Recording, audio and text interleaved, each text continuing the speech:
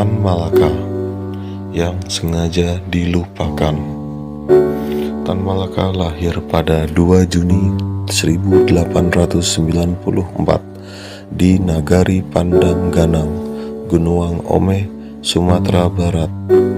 Sejak kecil pemilik nama Sultan Ibrahim gelar Datuk Sultan Malaka ini sudah menggemari pencaksilat dan ilmu agama.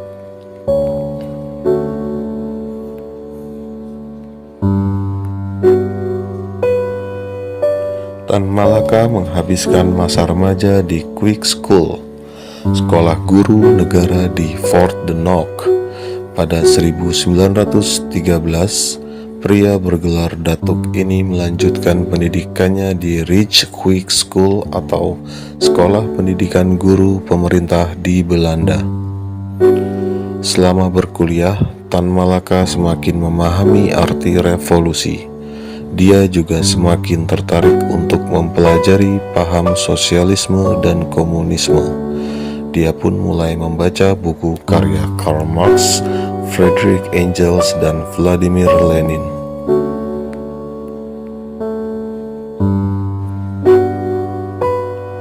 Usai menuntaskan kuliah, Tan Malaka kembali ke tanah air dan mengajar anak-anak kuli di perkebunan teh Sanembah, Sumatera Utara.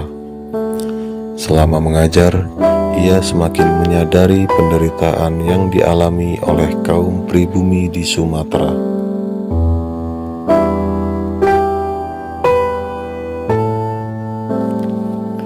Akhirnya, Tan Malaka menulis karya Tanah Orang Miskin di Het Friedswoord edisi Maret 1920 yang mengisahkan perbedaan kaum kapitalis dan pekerja.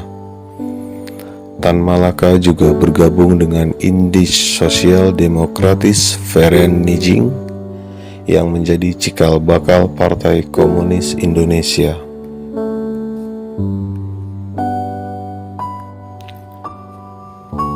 Tan Malaka sempat menuliskan buku bertajuk Naar de Republiek Indonesia yang berisi konsep bangsa Indonesia dan perjuangan kemerdekaan Hindia Belanda dari kolonialisme.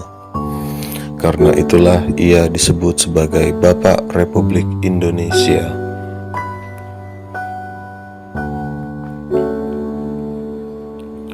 Selain membuat konsep dan perjuangan tanah air, Tan Malaka juga menuliskan analisis kondisi politik internasional antara Jepang dan Amerika yang menyebabkan Perang Pasifik. Tak disangka analisa tersebut terjadi 16 tahun setelah buku itu dicetak.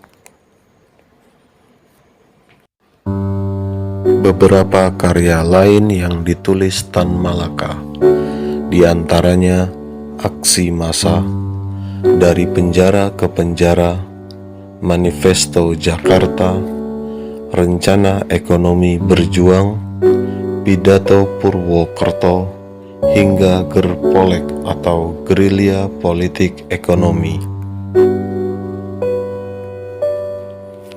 Semasa hidupnya, Tan Malaka kerap menjadi buronan Belanda. Karena itulah, keberadaannya sangat misterius. Dirinya juga dikenal sering menyamar guna menyembunyikan identitas. Melansir jurnal Tan Malaka, ditinjau dari perspektif perjuangan bangsa oleh Randi Fadilah Gustaman. Tan Malaka memiliki 23 nama palsu dan telah menjelajahi 2 benua dengan total perjalanan sepanjang 89.000 km. Ia juga mengganti nama setiap hijrah ke tempat yang berbeda. Tan Malaka sempat bersaing memperebutkan kekuasaan dengan Presiden Soekarno. Akan tetapi, Soekarno berhasil mengunggulinya dengan membawa Sultan Syahrir sebagai Perdana Menteri. Titik didih Tan Malaka pada Sultan Syahrir yang dianggap terlalu senang berdiplomasi untuk mempertahankan kemerdekaan berujung penculikan terhadap Sultan Syahrir.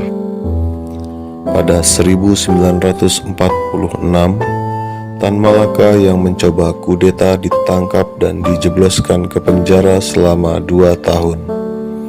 Usai dibebaskan, ia membentuk Partai Musyawarah Rakyat Banyak atau Murba pada 7 November 1948. Partai tersebut menganut landasan anti-fasisme, anti-imperialisme, dan anti-kapitalisme. Kemudian ia membuat pasukan gerilya pembela proklamasi untuk melawan Belanda. Sayangnya, aksi Tan Malaka tidak mendapat dukungan dari TNI. Pada Februari 1949, Tan Malaka dan pengikutnya ditangkap di Kediri, Jawa Timur. Sejumlah sumber menyebutkan bahwa dirinya dieksekusi dengan cara ditembak. Tan Malaka pun dimakamkan di Selopanggung, Kediri. Berikut adalah quotes-quotes terbaik dari Tan Malaka.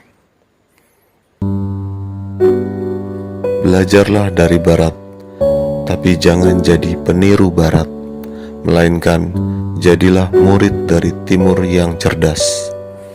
Tan Malaka, Pendem Gedang, 12 Agustus 1902.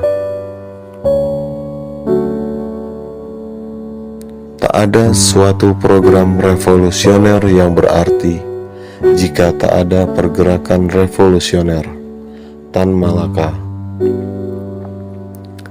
Idealisme adalah kemewahan terakhir yang dimiliki oleh pemuda. Tan Malaka. Tuan rumah tak akan berunding dengan maling yang menjarah rumahnya. Tan Malaka. Tujuan pendidikan itu untuk mempertajam kecerdasan, memperkukuh kemauan, serta memperhalus perasaan. Tan Malaka. Bila kaum muda yang telah belajar di sekolah menganggap dirinya terlalu tinggi dan pintar untuk melebur dengan masyarakat yang bekerja dengan cangkul dan hanya memiliki cita-cita yang sederhana, maka lebih baik pendidikan itu tidak diberikan sama sekali. Tan Malaka. Terbentur dan terbentur, lalu terbentur, akhirnya terbentuk. Tan Malaka. Ahli waris Tan Malaka, Hengki Novaron Arsil Datuk Tan Malaka, meminta pemerintah untuk memasukkan perjuangan dan pemikiran Bapak Republik Indonesia itu ke dalam kurikulum sekolah. Ini dilakukan agar anak bangsa mengenal jasa Tan Malaka dalam memperjuangkan tanah air. Tak hanya itu, Hengki juga meminta agar Tan Malaka mendapat hak dasar sebagai pahlawan nasional, yakni memiliki taman makam pahlawan di tanah kelahirannya, Sumatera Barat. Selain itu, Hengki juga berharap pemerintah dapat memperbanyak nama jalan Tan Malaka di Indonesia. Namun, usulan tersebut ditolak oleh Novel Bamukmin, Wakil Sekretaris Jenderal PA 212, sebab Tan Malaka dipandang sebagai tokoh dengan aliran kiri atau komunis.